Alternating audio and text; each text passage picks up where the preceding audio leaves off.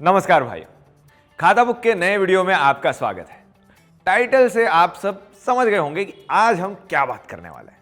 आज की वीडियो में हम आपको बताने वाले हैं 3 ऐसी बातें जो किसी भी किराने की दुकान की असफलता का कारण बन सकती है। भाइयों, इसलिए आगे का वीडियो ध्यान से देखें।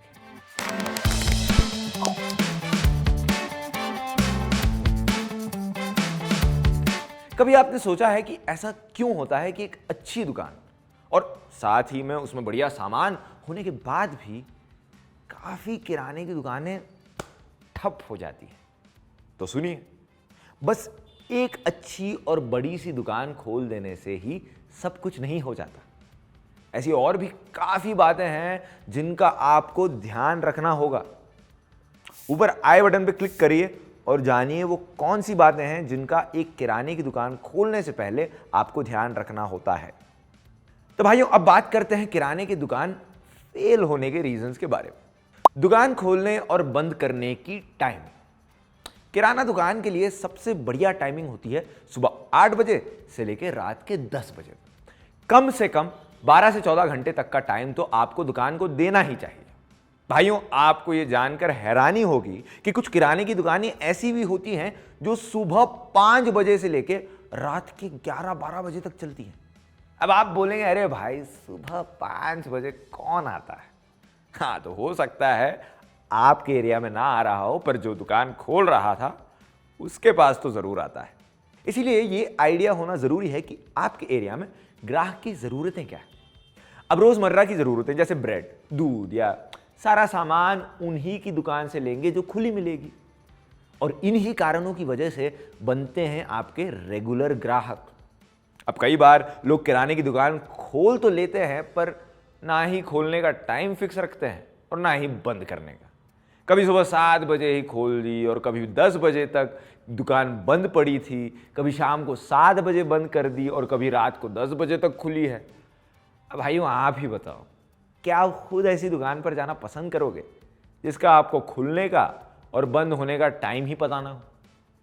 आप अपनी दुकान चाहे दिन के 6 घंटे ही खोलो, पर उसे खोलने और बंद करने का टाइम फिक्स रखो। ऐसे में ग्राहक को पता होगा कि आपकी दुकान कब खुलती है, तो वो उसी हिसाब से आएगा भी। अब मान लो, अगर ग्राहक को किसी सामान की जरूरत पड़ी और वो आपकी दुकान पर सामान लेने आया, लेकिन उसे दुकान बंद नहीं, उसकी नाराजगी तो जायज है। अंग्रेजी में कहावत है, टाइम इज मनी, मतलब तो आप समझ ही गए होंगे। इसलिए अगर आपको एक सफल किराना बिजनेस चलाना है तो आपको यह समझना होगा कि आपके लिए आराम हराम के बराबर है। जब भी कोई नया काम चालू करते हैं तो उसमें मेहनत ज्यादा लगती है। आपको किसी दिन भी रेस्ट नहीं करना है और अपने किराना बिजनेस को हफ्ते के सारे दिन खुले रखना है, वो भी एक फिक्स टाइम के बीच में। आप इसके लिए अपने दोस्त या परिवार वालों के साथ जुड़कर कोई समाधान निकाल सकते हैं। किराना सामग्री की एक्सपायरी और प्रॉफिट मार्जिन। तो हाँ भाइयों, किराने के काम में काफी बिक्री डायरी जैसे दूध, दही, पनीर वगैरह की होती है, पर आपको पता ही होगा कि इन पर मार्जिन बहुत कम मिलता है। 1 लीटर दूध का पैकेट जो 29 रुपए का आता है, उस पर मुश्किल से 1 या 2 रुपए का मार्जिन मिलता है। इसी प्रकार से ब्रेड, छाछ, अंडों भी बड़ा ही कम मार्जिन होता है। और हाँ, एक तो भाई मार्जिन कम और ऊपर से इन सारे उत्पादों को संभालने के लिए एक फ्रिज भी रखना होता है, उसका बिजली का खर्चा अलग। और अगर आपने गलती से आइसक्रीम भी रखी है तो भाई क्या कहने। कूल ड्रिंक वाला फ्रिज तो शायद आप बीच बीच में बंद भी कर सकते हो, लेकिन आइसक्रीम के साथ ऐसा नहीं हो सकता। 1-2 घंटे से ज़्यादा लाइट चली जाए तो गारंटी है आपकी 1 रोटी कम हो जाती है। कहने का मतलब भाइयों ये है कि एक किराना की दुकान चलाते हुए आपको सामान की एक्सपायरी का भी ध्यान रखना पड़ता है। हर ग्राहक चाहता है कि उसे जो सामान मिले वो बिल्कुल ताज़ा और एकदम बढ़िया क्वालिटी का हो। फिर चाहे वो एक 20 रुपए की ब्रेड हो या फिर 4-5 हज़ार का बासमती चावल का कट्टा। तो अपनी दुकान में सामान रखते हुए ध्यान रखना कि ग्राहक की डिमांड किन चीज़ों की और कितनी है। इसे पता करने के लिए ज़्यादा कुछ मेहनत नहीं करनी है, बस आप बीच बीच में अपने ग्राहकों से इसके बारे में पूछते रहो। जितना बढ़िया गुणवत्ता का सामान लोगों को आपकी दुकान पर मिलेगा, उतना ही ज़्यादा वो आपकी दुकान पर आएंगे। अच्छा, आगे बढ़ने से पहले अगर अभी तक आपको ये वीडियो पसंद आया तो हमारे चैनल को सब्सक्राइब कर दो। हम आपको समय समय पर आपके बिजनेस बढ़ाने की बढ़िया टिप्स देते रहेंगे। खाता बुक के साथ अब बिजनेस करना होगा आसान। उधार की समस्या, वैसे तो उधारी की समस्या से निपटने के लिए एक अलग से वीडियो बनाई है, आप चाहे तो आई बटन पर क्लिक करके उसे देख सकते हैं। उस वीडियो में मैंने डिटेल में बताया है कि आप उधारी की समस्या से कैसे निपट सकते हो।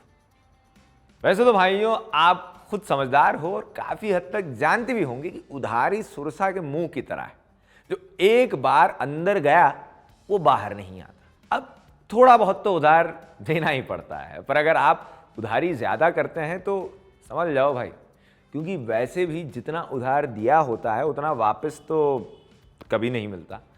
अब खुद ही सोचो, अगर ये उधार बढ़ता ही गया तो आपका मुनाफा तो जाएगा ही जाएगा, लेकिन साथ में दुकान में सामान भी कहाँ से लाओ। एक सफल बिजनेस के लिए ज़रूरी है कि उधार कम से कम दिया जाए, क्योंकि ये सबसे बड़ा कारण है किसी भी बिजनेस के फेल होने का। अब जैसे मैंने कहा, थोड़ा बहुत उधार तो देना ही पड़ता है, लेकिन जितना उधार देते हो उसे कॉपी में नोट ज़रूर कर लिया करो। और कॉपी क्यों? आप अपने बिजनेस का हिसाब नोटबुक की बजाय अपने फ़ोन पर भी कर सकते हो। अब जैसे खाता बुक की ऐप आती है, उसमें आप अपने रोज के लेन देन और उधार को नोट कर ही सकते हो, पर साथ ही जिन लोगों ने उधार लिए हैं उन्हें इसकी मदद से याद कराने के लिए मैसेज भी भेज सकते हो। इससे आप अपनी दुकान का पूरा लेखा जोखा अपने फ़ोन पर आसानी से देख सकते हो। ये आपके किराना बिजनेस को बढ़ाने में आपकी काफ़ी मदद कर सकता है। तो इसी के साथ भाइयों, मैं हाथ जोड़कर आपसे विदा लेता हूँ। और हाँ, अगर आप सब भाई लोग जानना चाहते हो कि मुद्रा लोन के लिए अप्लाई कैसे करते हैं और वो क्या ज़रूरी फॉर्मेलिटीज़ हैं जो आपको पूरी करनी पड़ती हैं, तो ऊपर दिए गए आई बटन पर क्लिक करें। उम्मीद करता हूँ आपको ये वीडियो पसंद आया होगा, और कमेंट में बताओ कि आप अगले वीडियोस में क्या देखना पसंद करोगे। नमस्कार।